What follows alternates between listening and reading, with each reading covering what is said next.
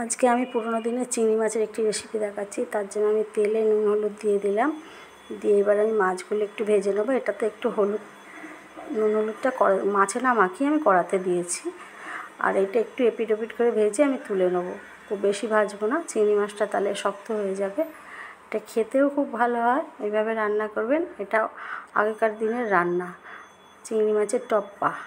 এটা হচ্ছে নাম হচ্ছে চিংড়ি মাছের টপ্পা, দারুণ খেতে হয়, এভাবে করে দেখবেন। হয়ে গেছে, চিংড়ি মাছগুলো তুলে নিলাম। এবার আমি লম্বা লম্বা করে আলু কেটে রেখেছি, সেই আলুগুলো দিয়ে দিলাম। আলুগুলো একটু ভালো করে ভেজে নেবো, একটু লাল করে ভেজে নেবো। আলুগুলো একটু লাল হয়ে গেলে একটু হলুদ দিয়ে দিলাম, দিয়ে এটা খুব ভালো করে নাড়াচাড়া করে আমি লাল করে একটু ভেজে নেবো। ভেজে তুলে নেবো এবার আলুগুলো প্রায় ভাজা হয়ে এসছে। এবার আমি আলুগুলো তুলে নেব, আলুগুলো সব তুলে নেবো। কড়াই আমি তেল দিয়ে দেবো, কড়াই তেল দিয়ে দুটো তেজপাতা দিলাম, আর আমি পেঁয়াজ কুচি দেবো। একটা গোটা পেঁয়াজ কুচি দিয়ে দিলাম, একটু নাড়াচাড়া করে আমি এর মধ্যে দিলাম পেঁয়াজ রসুন আর দুটো শুকনো লঙ্কা ওতে রয়েছে দেওয়া, হাফ টমেটো দিয়ে বাটা আছে, 1 চামচ আদা বাটা দিয়ে দিলাম। দিয়ে পেস্টটা দিয়ে আমি ভালো করে একটু নাড়াচাড়া করে নিলাম। এবার দিলাম টক দই, 2 চামচের মতন টক দই ফেটিয়ে রেখেছিলাম, সেই টক দইটা দিয়ে দিলাম।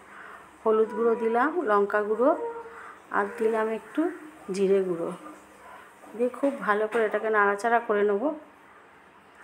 দিয়ে কাশ্মীরি লঙ্কা, তখনকার দিনে কাশ্মীরি লঙ্কা ছিল না, মা ঠাকুমারা বেটেই করতো, এখন কাশ্মীরি লঙ্কা দিলাম একটু কালারের জন্য। এটা আমি দিলাম। স্বাদ অনুসারে নুন, 1 চামচ চিনি দিলাম, আর হাফ টমেটো বাটাতে দিয়েছি, আর হাফটা দিলাম এখানে, টমেটোটা অনেক বড় ছিল। আলুগুলো দিয়ে দিলাম, খুব ভালো করে এটাকে কষিয়ে নিতে হবে।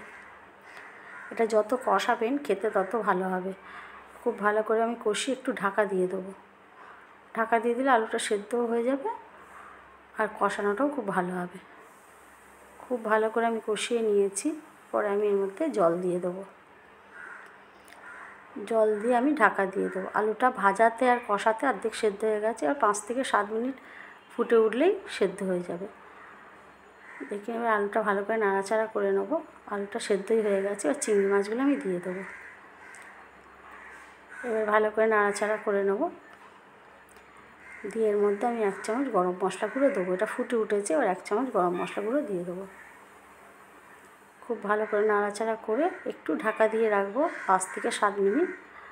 তারপরে খুলে আমি আপনাদের দেখাচ্ছি। হয়ে গেছে প্রায় চিংড়ি মাছের রেসিপিটা।